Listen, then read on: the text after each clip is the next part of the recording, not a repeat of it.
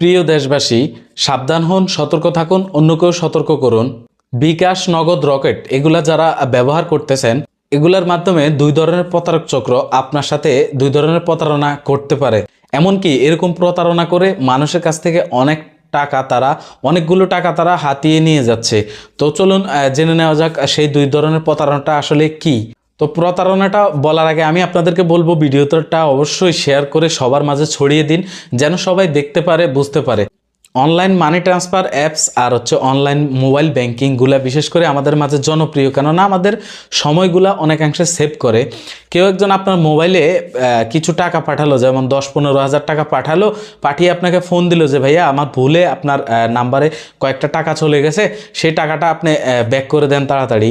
এটা কোনো আপনার অ্যাকাউন্টে টাকা আসে না, এটা জাস্ট সে আপনাকে নাম্বার টু নাম্বারে একটা বিকাশের যে মেসেজ আসে টাকার, সেই মেসেজের মতোই লেআউট তৈরি করে একটা মেসেজ আপনার মোবাইলে পাঠিয়ে দিল।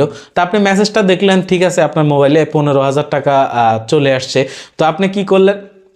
তখন সে আপনাকে বলবে যে আমরা পুলিশের কাছে জানাইছি, অথবা বিকাশ অফিসে ফোন দিয়ে আপনার অ্যাকাউন্টটা ব্লক করে দিয়েছে, আপনি চাইলেও টাকাটা উঠাইতে পারবেন না, তুলতে পারবেন না।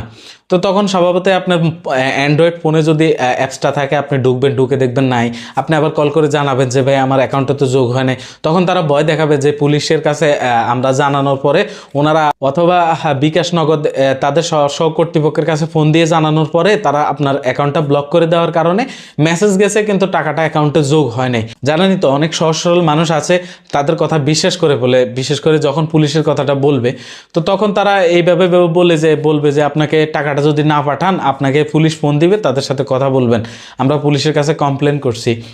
তো তারা ফোন কেটে দেওয়ার পরে আপনাকে তাদের প্রতারক চক্রেরই একজন আপনাকে পুলিশ সেজে কল দিবে যে আমি পুলিশ অমুক জায়গা থেকে বলতেছি, তো আপনার অ্যাকাউন্টে যে টাকাটা আসছে এটা আমাদের কাছে অভিযোগ আসছে, আপনি টাকাটা ফেরত দিয়ে দেন। তখন স্বভাবতই আপনি ভয় পেয়ে যাবেন, অথবা আপনার কাছে বিচলিত মনে হবে।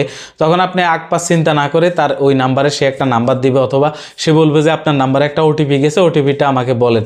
তারা দুইভাবে আপনার টাকাগুলো নিয়ে নিতে পারে, হয়তো আপনার হাত দিয়েও নিয়ে যেতে পারে, অথবা আপনি যদি বেশি সহজ সরল হন তাহলে আপনার হাত দিয়েও নিয়ে যেতে পারে। আর যদি দেখে যে আপনি একটু স্মার্ট অথবা এগুলো সম্বন্ধে ভালো আইডিয়া রাখেন, তাহলে হয়তোবা আপনার কাছে ওটিপি পাঠিয়ে নিয়ে যেতে পারে, কারণ তাদের হাতে আসলে অনেক কৌশল থাকে অপরাধী চক্রের হাতে। আরেকটা বিষয় হচ্ছে, যাদের বাচ্চা কাচ্চা পড়াশোনা করে, উপবৃত্তের টাকা আসে আপনাদের মোবাইল ব্যাংকিংয়ের মাধ্যমে, বিকাশ, নগদ, রকেটে, যেগুলো মোবাইল ব্যাংকিং আছে এখানে। তো তারা ফোন দিয়ে বলবে যে আপনার বাচ্চা অমুক ক্লাসে পড়ে, যদি আপনার সাথে মিলে যায় তখন বলবে যে তার তো উপবৃত্তির কিছু টাকা আছে, তো আপনার মোবাইলে যাচ্ছে না, আপনার মোবাইলে আমরা একটা ওটিপি পাঠাচ্ছি, ওটিপি